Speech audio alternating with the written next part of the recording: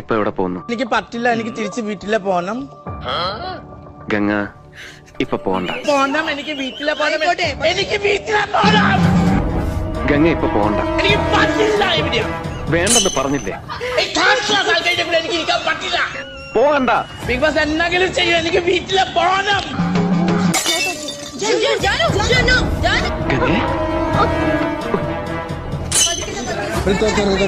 അയ്യോ, ജാനുവിനെ വെറുതെ തെറ്റിദ്ധരിച്ചല്ലോ. ഇത്രയേറെ പരിശീലകരും അംഗരക്ഷകരുമൊക്കെ ഉള്ള 5 സ്റ്റാർ ജീവിതം നയിച്ച ജാനുവാണോ ഇത്? ബിഗ് ബോസ് പോലും അറിഞ്ഞില്ല. ജാനുവിനെ ഇനി ആരും കുറ്റമൊന്നും പറയണ്ട. അത് ജാനു എന്തോരം അനുഭവിച്ചിട്ടുണ്ടാകും ബിഗ് ബോസിൽ. ഇത്തരം സുഖ സൗകര്യങ്ങൾ ആഡംബര ജീവിതമായി 2006 മുതൽ ബിസിനസ് ക്ലാസ്സിൽ ജീവിക്കുന്ന ജാനുവിന് ഇത്തരം ക്ലാസ്ലെസ് ബിഗ് ബോസ് മത്സരാർത്ഥികളുടെ കൂടെ ഒക്കെ എന്തിനാണ് ഇങ്ങനെ മല്ലിടുന്നത്? ബിസിനസ് ക്ലാസ്സിലേക്ക് തിരിച്ചു കയറാം. അപ്പോൾ ജാനുവിനുള്ളവിധ ആശംസകൾ.